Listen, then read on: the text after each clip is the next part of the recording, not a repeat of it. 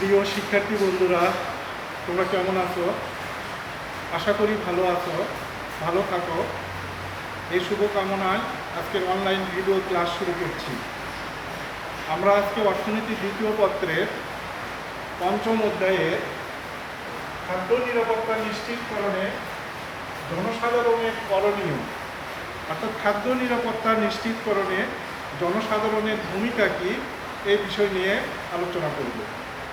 একটি দেশের জনসাধারণ সে দেশের খাদ্যে ভেজাল রোধে, খাদ্য নিরাপত্তা নিশ্চিতকরণে প্রভূত অবদান রাখতে সক্ষম। কিন্তু আমাদের মতো দেশে এরকম কার্যক্রমে বহুবিধ সমস্যা রয়েছে। বিশেষ করে উন্নত বিশ্বে দেখা যায় সেখানকার অধিকাংশ জনসাধারণ শিক্ষিত, দেশপ্রেমিক, ন্যায়পরায়ণতা বোধ, নৈতিকতা বোধ সম্পন্ন, যার ফলে তারা খাদ্যে ভেজাল প্রতিরোধে তারা যে পদক্ষেপ নেয় সেগুলো খুব বলিষ্ঠ পদক্ষেপ হয় এবং গ্রহণযোগ্য পদক্ষেপ হয়।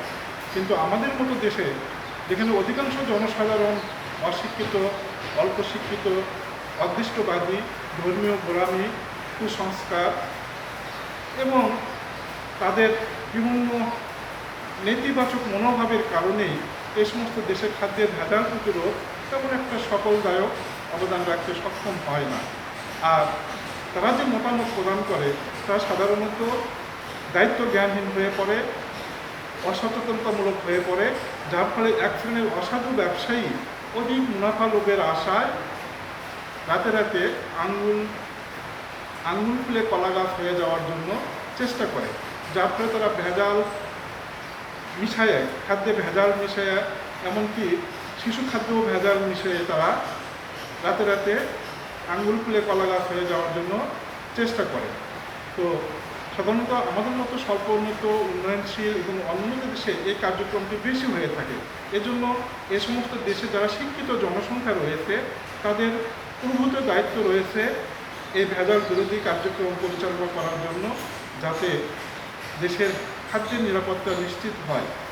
তো এই খাদ্য নিরাপত্তা কীভাবে ভূমিকা রাখবে একটি দেশের জনগণ, সেটি আলোচনার প্রেক্ষাপটে আমরা একটু দেখব বাংলাদেশে বর্তমান খাদ্যের পরিস্থিতিটা কেমন।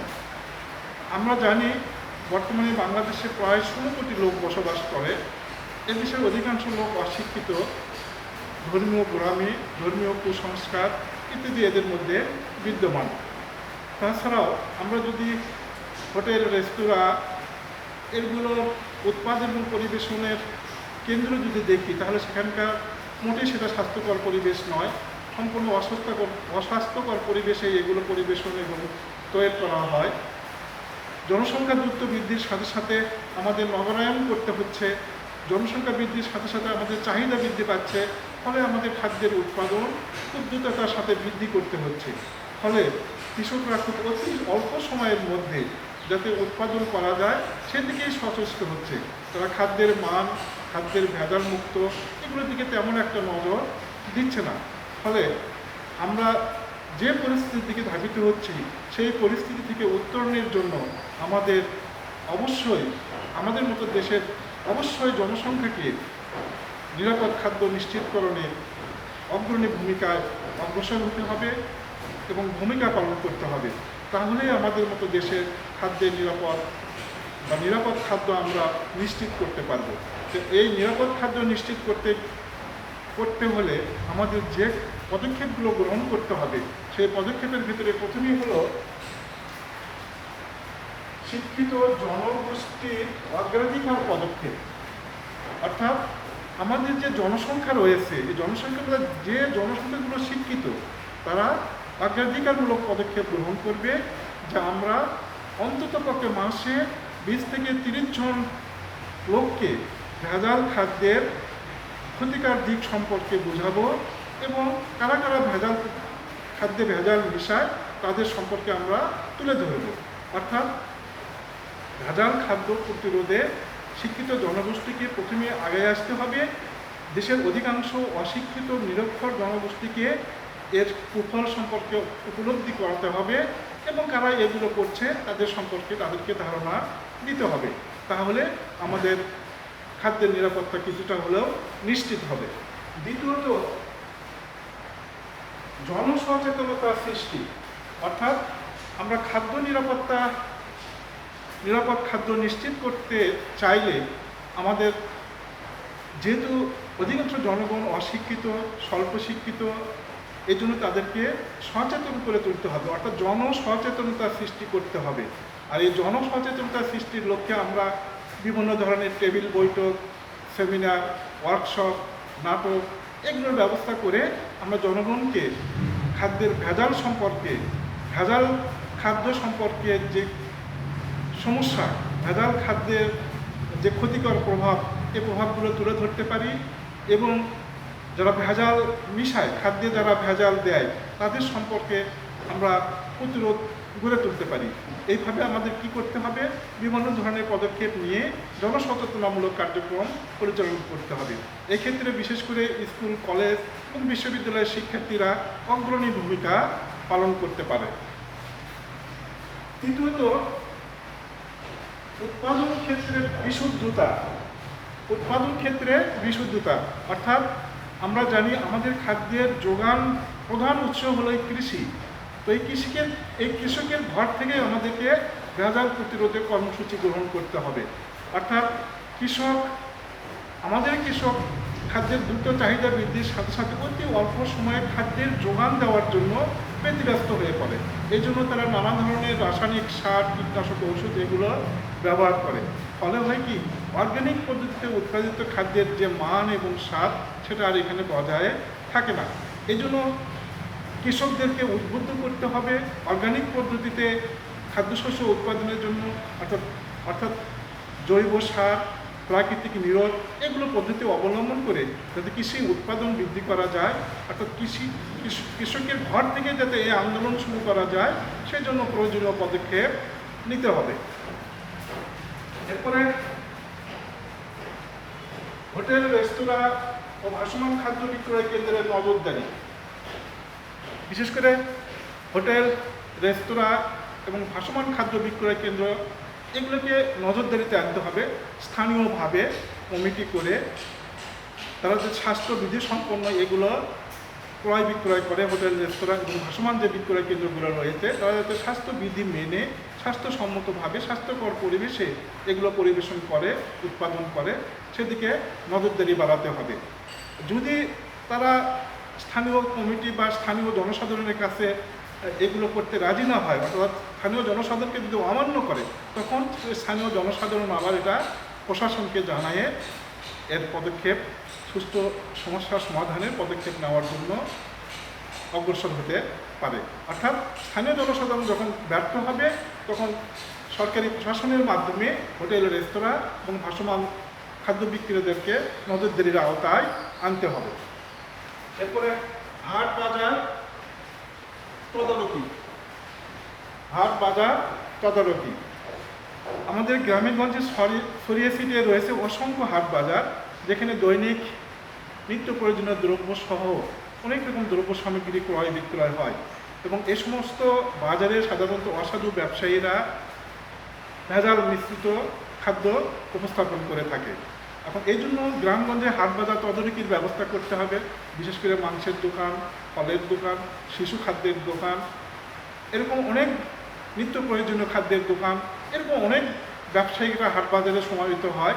তাই এদের ভেজাল প্রতিরোধের জন্য স্থানীয়ভাবেই প্রথমে তদারকির ব্যবস্থা করতে হবে এবং স্থানীয় জনসাধারণকে সম্পৃক্ত করে এই হাট বাজারগুলো তদারকির ব্যবস্থা করতে হবে, যাতে তারা ভেজাল কার্যক্রম থেকে সরে আসে। অর্থাৎ প্রথমে সচেতনতা সৃষ্টি করতে হবে এবং এই সচেতনতামূলক কাজে তারা যদি সহায়তা না করে, প্রয়োজনে প্রশাসনের সহায়তা নেওয়া যেতে পারে।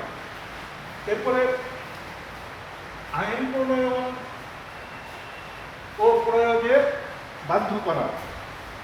সরকারকে ভেজাল বিরোধী কার্যক্রম বন্ধে আইন প্রণয়ন এবং প্রয়োগে বাধ্য করা যেতে পারে।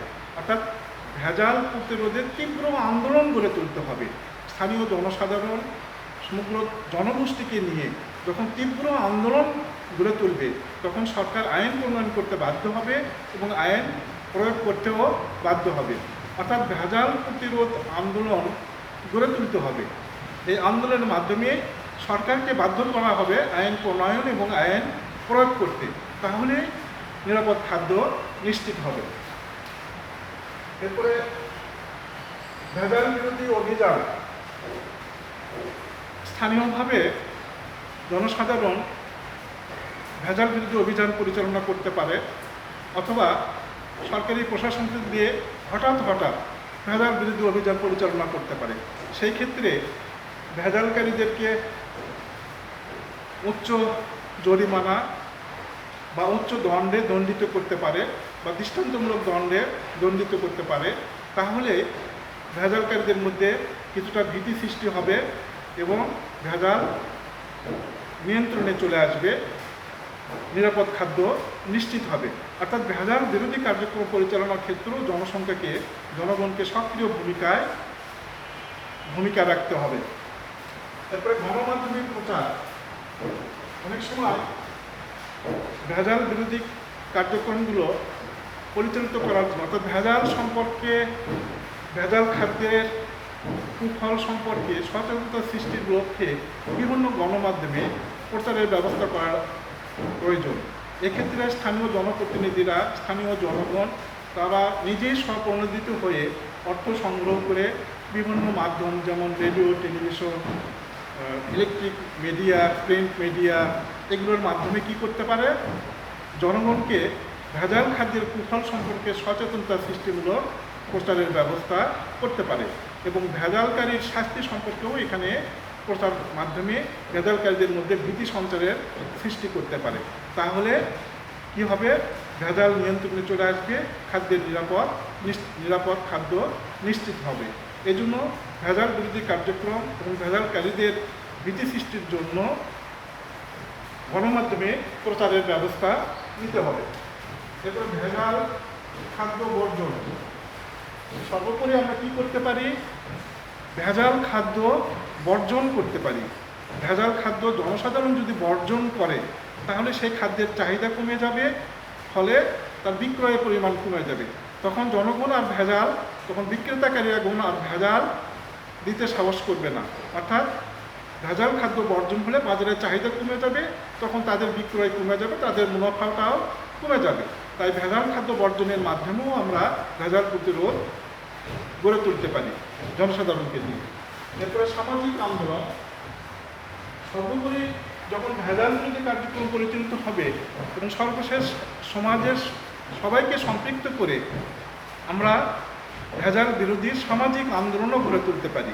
আর এই ভেজাল বিরোধী সামাজিক আন্দোলন গড়ে তোলার মধ্যে দিয়ে একটি সুশীল সমাজ সৃষ্টি হবে, উদ্ভব হবে, যারা দেশের অর্থনৈতিক উন্নয়নে অভূতপূর্ব সাফল্য অর্জন করতে সক্ষম হবে বা দেশের অর্থনৈতিক উন্নয়নে অবদান রাখতে সক্ষম হবে। অর্থাৎ দেশে যখন সামাজিক আন্দোলন গড়ে উঠবে তখন সমাজ থেকে ভেজাল পণ্য বিতাড়িত হবে, ভেজালকারী বিতাড়িত হবে, সমাজে শৃঙ্খলা ফিরে আসবে, মানুষ নিরাপদ খাদ্য গ্রহণ করার সুযোগ প্রাপ্তি হবে। সর্বোপরি আমরা কি করতে পারি, ব্যক্তিগত সচেতনতা।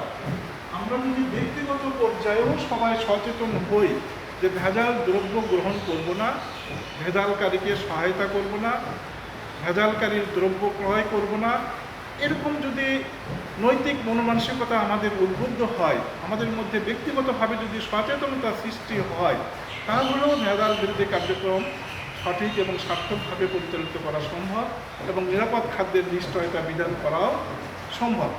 তো প্রিয় শিক্ষার্থী বন্ধুরা, আসলে নিরাপদ খাদ্য নিশ্চিতকরণে একটি দেশের জনসাধারণের অভূতপূর্ব ভূমিকা রয়েছে। তবে সেই ভূমিকা পালনে আমরা যদি ইতিবাচক সাড়া দিতে পারি তাহলে আমরা নিরাপদ খাদ্য পাব এবং নিরাপদ অর্থনীতি পাব। তো এই ক্ষেত্রে আমরা এই নিরাপদ খাদ্য প্রাপ্তির ক্ষেত্রে সরকার এবং বেসরকারি সংস্থার যেমন ভূমিকা রয়েছে তেমনই কিন্তু জনসাধারণের ভূমিকা রয়েছে। আজকের আলোচনায় আমাদের সেটি প্রতীয়মান হয়। প্রিয় শিক্ষার্থী বন্ধুরা, এই বৈষয়িক মহামারীতে তোমরা ভালো থাকো, ঘর থেকে বের হবে না, বাসা থেকে যদি একান্তই বের হতে হয় তাহলে মাস্ক পরিধান করে বের হবা, নিজে মাস্ক পরবা, যারা ঘর থেকে বের হয়ে বাইরে যাবে তাদেরকেও মাস্ক পরতে উদ্বুদ্ধ করবে। তোমরা ভালো থাকো, সুস্থ থাকো, এই কামনায় আজকে শেষ করছি। খোদা হাফেজ, সবাইকে ধন্যবাদ।